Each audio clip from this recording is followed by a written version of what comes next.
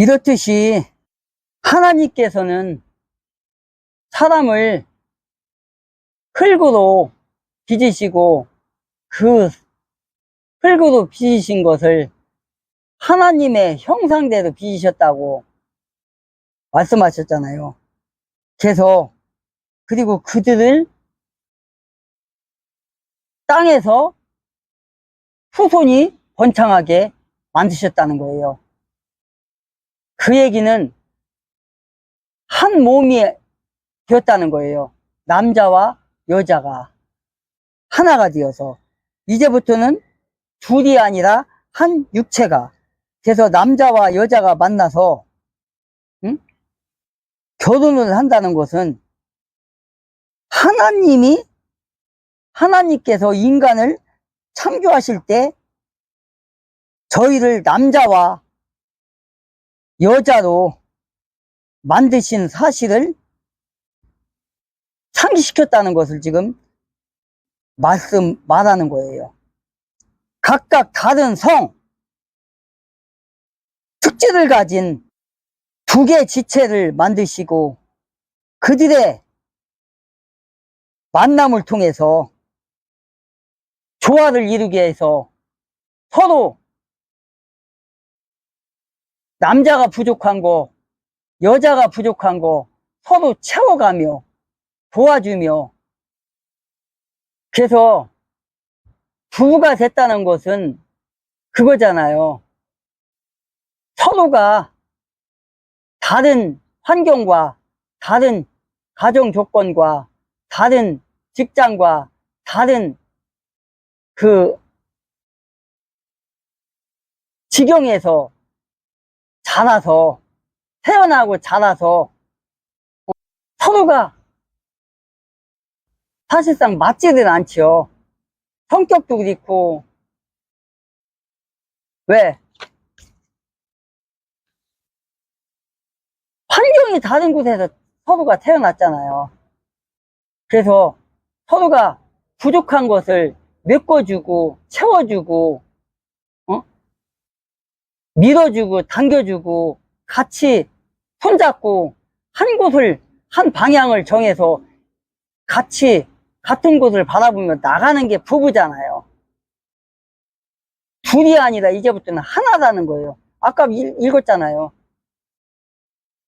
하나님께서 남녀를 만드시고 부부가 되게 해서 한 곳을 바라보고 나가는 게 부부라는 거예요. 그래서 한 몸이니까 이제부터는 하나님이 짝지어 주신 것을 나눌 수가 없는 거예요, 인간이. 응? 이혼이라는 그걸 하나님이 짝지어 주신 그 관계를 파괴할 수 없다는 것을 지금 말하고 있는 거예요, 예수님께서. 그래서 부모를 떠나 아내와 하나가 되고 상대방을 책임질 수 있는 성숙한 인격과 그런 사상을 가지고 부부 생활을 해야 된다는 거예요. 가정 생활을 해야 된다는 거예요. 그분께서 그들에게 이르시되 모세가 너희 마음이 강팍함으로 너희 아내를 버리도록 허락하셨으나 처음부터 그렇지 않다. 그 말을 하는 거예요, 지금. 그래서 예수님께서는 그렇게 질문하는 바리새인들에게 말하는 거예요. 부부 생활이라는 것은 그렇게 너희들이 좋을 때는 죽고 못 살고 하지만 서로 권태가 있을 때는 이혼 증서나 써주고 서로를 안 좋은 모습을 보거나 그러는 게 아니다. 서로가 모질라는 것을, 부족한 것을 채워주는 게 부부다. 그래서 한 곳을 바라보며 같이 극복해서 나가는 것이다. 이제부터는 부모를 떠나서 너희들이 한 몸이 되었으니 서로 의지하고 같이 나가야 할 그런 사명감이 너희들에게 있다. 그걸 지금 말하고 있는 거예요. 그리고 예수님께서는 창세기 2장 24절을 또 인용하면서 뭐라고 그래요? 남자와 여자는 결혼을 함으로써 한 몸을 이루어 결코 분리될 수 없는 그런 것이 바로 부부다. 그것이 바로 결혼 생활이다. 그 말을 하고 있는 거예요. 부부의 연합은 단순히 육체적인 결합만을 의미하는 것이 아니다. 뭐예요? 그러면 전 인격적인 결합을 의미한다라고 지금 말하고 있는 거예요. 여기서. 그러면서 너희들의 강팍한 마음을 모세는 알고 허락했을 뿐이다. 너희 아내를 버리도록 허락했을 뿐이다. 그러나 처음부터 그것은 아니라고 지금 얘기하고 있어요. 그래서 부부인 자들은 무엇보다도 상대방의 인격을 인정해주고 상대방의 장점을 드러내주고 단점은 어떻게 해야 된다는 거예요. 여기서 포용해 줘야 된다는 거예요. 단점은. 장점은 자랑을 하고 내 아내가 내 남편이 이런 장점이 있다, 이렇게 훌륭하다, 그것은 드러내고 단점은 가려주는 거, 숨겨주는 거, 그것이 바로 부부의 역할이다. 응? 그래서 결혼을 쉽게 생각하듯이 이혼도 너무 쉽게 생각하는 것은 아니다. 그걸 말하고 있는 거예요, 지금. 그러면서 예수님의 말씀은 뭐예요? 결혼이란 인류를 향한 하나님의 아름다운 계획에 담겨 있는 뭐라는 거예요? 하나님께서 마련하신 제도이시다. 그걸 말하자는 거예요, 지금. 이렇게 결혼이 하나님의 뭐예요? 창조 원리에 의해서 어떻게 됐다는 거예요? 이루어졌다는 거예요. 그래서 결혼을 파기하는 것은 안 된다. 그래서 이혼은 원칙적으로 가정을 파괴하는 것이고 사회를 병들게 하는 것이기 때문에 안 된다. 또 자녀를 또 어떻게 되는 거예요? 자녀를 무시하는 거잖아. 이것도 자녀를 예수님이 말씀하신 게 그거예요. 가정을 파괴하면 어떻게 돼요?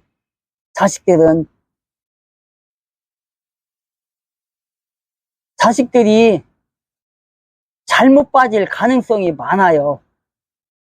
그래서 안 된다는 거예요. 그래서 이혼의 불가능성에 대한 예수님의 대답을 지금 우리는 볼 수 있는 거예요. 바리새인들은 모세가 써준 이혼을 허락하신 말씀이라고 지금 하면서 예수님을 지금 시험을 하려 했지만 예수님께서는 재차 그들에게 질문을 하면서 너희들은 모세 율법 읽어보지도 않았냐? 모세가 아내를 버리라고 허락하신 것은 본래 처음부터 그런 것이 아니었다라고 지금 8절에 지금 얘기하고 있어요. 8절에서. 예수님은 인간의 마음이 완악함을 인하여 아내 버리는 것을 허락했지만 예수님은 모세의 그 율법의 뜻은 그런 게 아니다라고 지금 말하고 있어요. 이혼에 대해 모세가 허락한 것은 창조의 명령을 반영한 것이 아니라 뭐라는 거예요? 단지 인간 마음, 사악한 너희들의 마음을 드러낸 거다. 반영한 것이다. 이렇게 얘기하고 있는 거예요. 8절에서. 그래서 모세는 어떠한 경우에도 결코 이혼을 하라고 명령한 것이 아니라 부득이한 경우에 이혼하는 것을 허락한 것이다. 그런데 그것도 그런 뜻은 아니다라고 지금 얘기하고 있는 거예요. 엄격히 말하면 이혼에 대한 모세의 율법은 허락이라기보다는 뭐예요? 금지한다는 걸 얘기하는 거예요. 그래서 우리 기독교인들은요, 어떤 이유를 불문하고 하나님께서 맺어주신 결혼의 제도를 파괴해서는 안 된다. 이혼을 생각해서는 안 된다. 상대방의 결점과 단점을 감싸주고 숨겨주고 장점은 파헤쳐서 자랑하고 해줘야 된다. 남녀가 결혼하기 위해서 얼마나 많은 생각과 행동을 합니까? 우리가 그렇잖아요. 살아가면서 남자나 남자는 여자를 결혼 상대자를 고르기 위해서 이 여자 저 여자 만나고 여자도 역시 결혼하기 위해서 이 남자 저 남자 만나고 거기서 또 건전한 교제가 이루어지면 좋겠는데 요새 세상이 그렇지 않잖아요. 솔직한 얘기로. 제가 학교 다닐 때 학부 때 학생들이 이제 20 갓 넘은 아이들이 32야 20살 갓 고등학교 졸업하고 와가지고 남자들 사귀고 하는데요. 하는 소리가 뭐라고 하냐면 남자나 여자나 사귀고 나서 일주일 안에 성관계까지 이루어진다는 거예요. 그런데 그게 오래 안 가요. 한 6개월이면 또 헤어져. 그러니까 다른 여자 만나고 다른 남자 만나. 또 거기서도 또 마찬가지야. 길어봐야 1주, 2주 지나면 성관계가 또 이루어진다는 거야. 그러니까 결혼하기 전까지 이 남자, 저 남자, 저 여자, 이 여자 만나서 서로 그냥 즐기는 거야. 한 여자가 결혼하기 전까지 만나는 남자가 뭐 많으면 10사람, 적으면 2사람, 3사람 그래요. 남자도 마찬가지예요. 여자를 결혼하기 전까지 그렇게 한 10명 이상만 만나요. 근데 항상 보면은 99%가 성관계가 이루어져요. 이거는 뭐 창남인지 창녀인지 모르겠어. 그렇게 하고 나서 결혼을 하더라고요. 그런 걸 보면서 참 마음이 참 안 좋았어요. 교제할 때도 결혼 상대자를 고를 때도 건전한 교제를 해야 되는 거예요. 뭐 우리가 그 이성교제 그거 교육을 시킬 때는 손 잡는 것까지는 허락을 해요. 근데 그 이상은 안 된다. 손 잡는 것까지는 저는 이제 그 정도까지는 허락을 해요. 근데 어떤 목사님들은 어떤 목회자들은 그런 거 이성교제 그 강의할 때 뽀뽀까지는 허락한다 하더라고. 근데 그렇게 하면 안 돼요.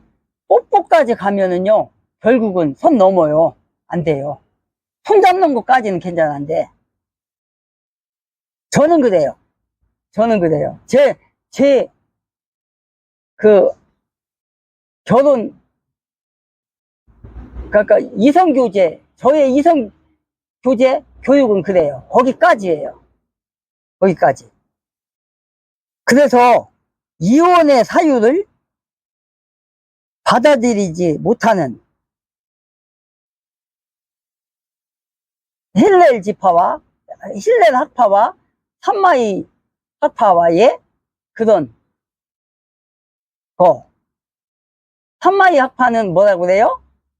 다른 여자에게 눈독 돌리는 것도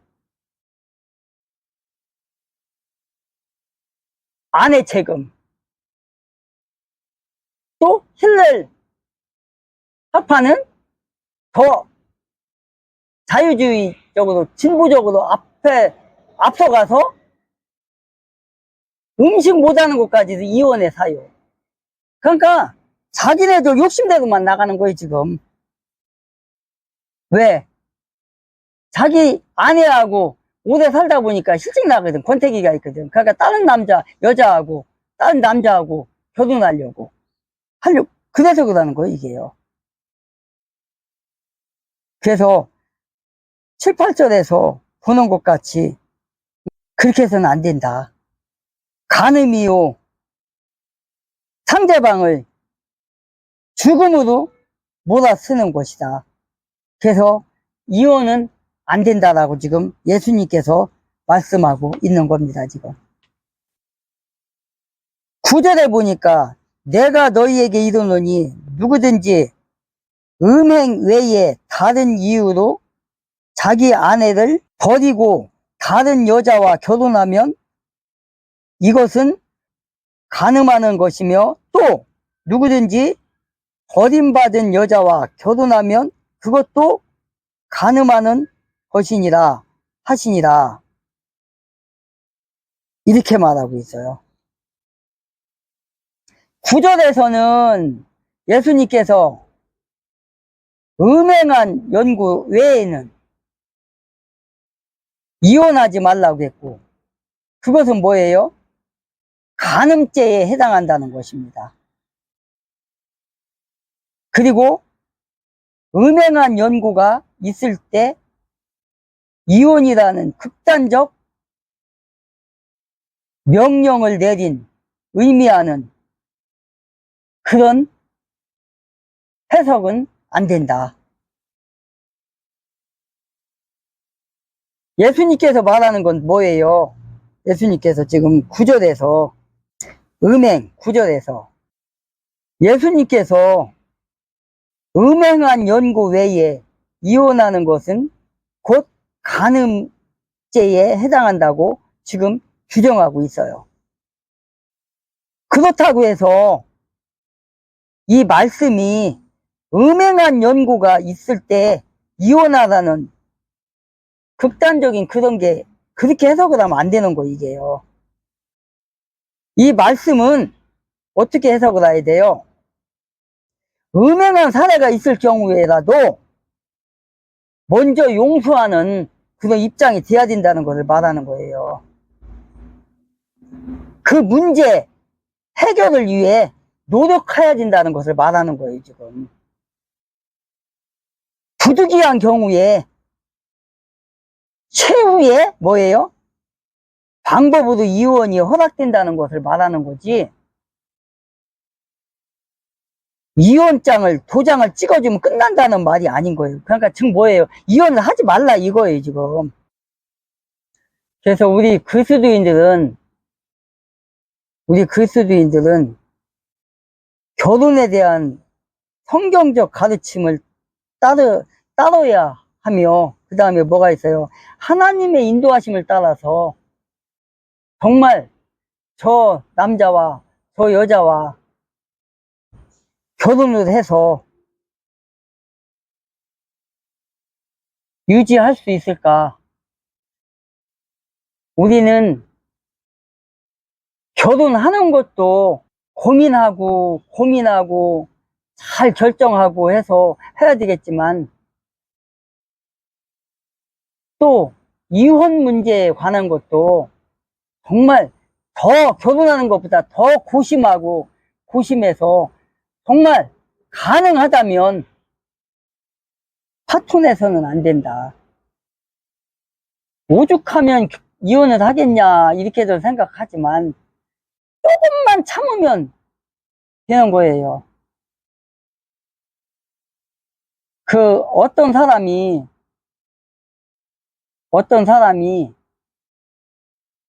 부인을 버리고 이혼을 하고 다른 여자를 만났는데, 살다 보니까 처음에 아내가 더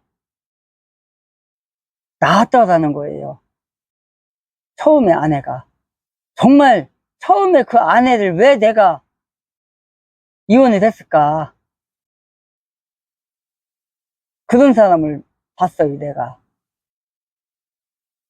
지금 살고 있는 이 사람은 정말 너무 아니라는 거예요.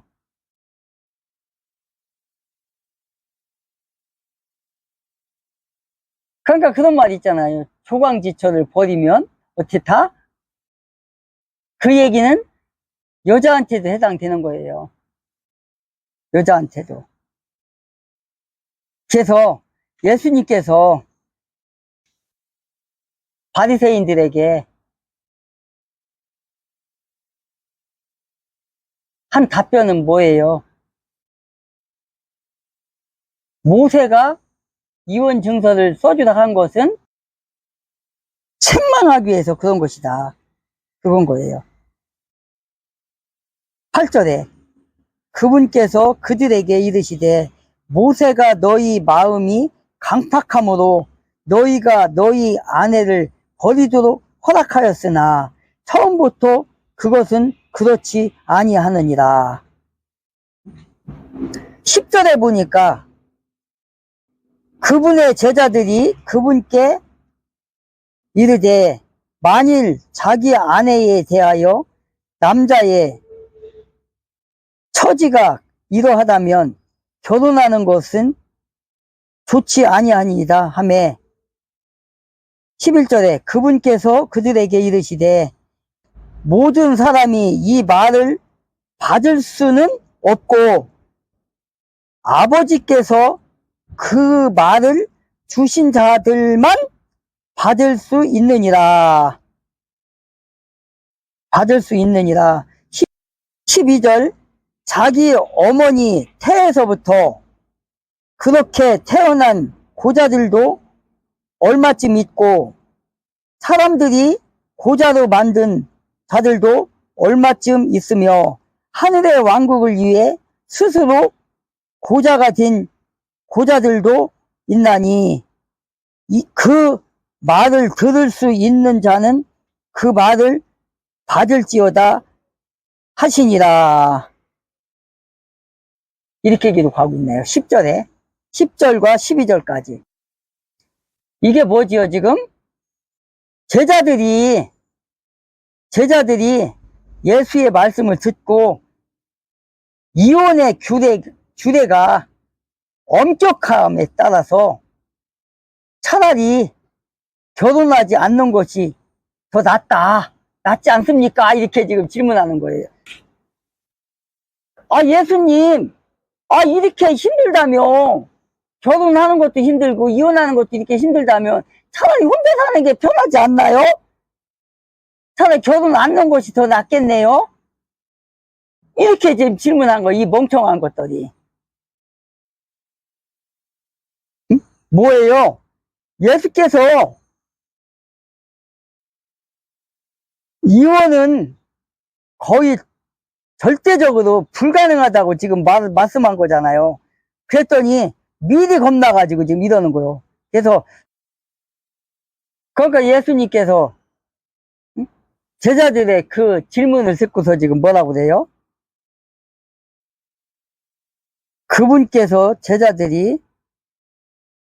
그분의 제자들이 그분께 결혼하는 것은 좋지 아니하니이다 하매 11절에 그분께서 그들에게 이르시되 그 말을 받을 만한 사람은 받을 수 있다. 그게 무슨 소리예요? 그분께서 그들에게 이르시되 모든 사람이 이 말을 받을 수는 없고 아버지께서 그 말을 주신 자들만 받을 수 있다. 이게 뭐예요? 하나님께서 12절에 나오잖아요. 자기 어머니 태에서부터 고자로 태어난 사람도 있고 또 이 세상에서 고자로 만든 사람도 있고 또 하나님의 사업을 위해서 고자가 된 사람도 있다고 세 가지를 말씀하시잖아요. 지금 이게 뭐예요? 하나님께서 허락하신 사람, 고자를 허락하신 사람, 하나님께서 뭐예요? 여기서 이 말은 태어날 때부터 고자가 된 자도 있고. 박사 대통령 내려와라. 박사 대통령 내려와라. 미국에서 발표났다. 미국에서 발표났다. 부정선거 발표났다. 미국에서 발표났다. 부정선거 발표났다. 부정선거 원천 무효. 아, 원래 진짜 이제 대통령 박사 탄핵 되고 대통령 나서 차고 내려와라. 엄청 걷는다. 하는 데마다 행진이고. 부정선거 원천 무효. 완전무효. 박사 대통령 내려와라. 박사 대통령 내려와라. 미국에서 발표났다. 미국에서 발표났다. 부정선거 발표났다. 부정선거 발표났다. 박사 대통령 내려와라. 박사 대통령 내려와라. 부정선거 원천 무효. 부정선거 원천무효. 미국에서 발표났다. 미국에서 발표났다. 부정선거 발표났다. 부정선거 발표났다. 부정선거 원천 무효. 원천무효. 박사 대통령을 내려와라. 박사 대통령 내려와라. 박사 대통령 내려와라. 박사 대통령 내려와라. 중국인은 무한 대출. 중국인은 무한대출. 한국인은 대출 규제. 한국인은 대출 규제. 중국인은 무한 중국인은 무한대출. 대출. 한국인은 대출 규제. 한국인은 대출 규제. 서민만 죽어간다. 한국을 쓰고 있다. 한국을 쓰고 있다. 기업이 쓰고 있다. 기업이 쓰고 있다. 한국을 쓰고 있다. 한국을 쓰고 있다. 대한민국 사수하라. 대한민국 사수하라. 국민이여 깨어나라. 국민이여 깨어나라. 박사 대통령 내려와라. 아차는 내려와라. 이재명을 내려와라. 이재명은 내려와라. 투표가 조작됐다. 투표가 조작됐다. 미국이 발표했다. 미국이 발표했다. 부정선거 발표했다. 부정선거 발표했다. 미국이 발표했다. 미국이 발표했다. 투표 조작 발표했다.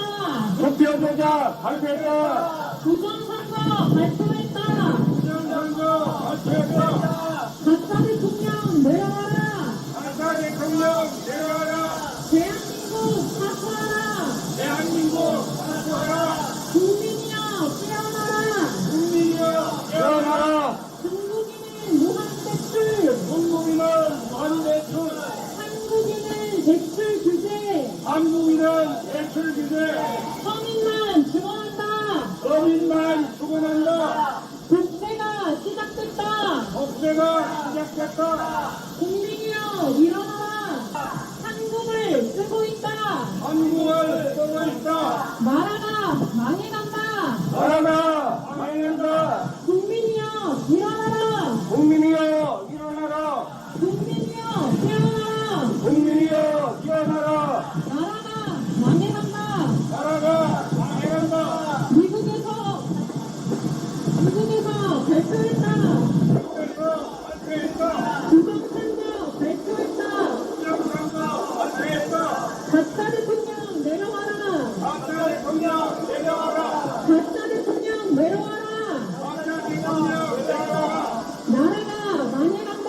나라가 망한다. 나라가 망해간다. 나라가 망한다. 기업들이 쓰고 있다. 기업들이 떠고 있다. 한국을 쓰고 있다. 한국을 떠고 있다. 대한민국 사수하라. 대한민국 사수하라.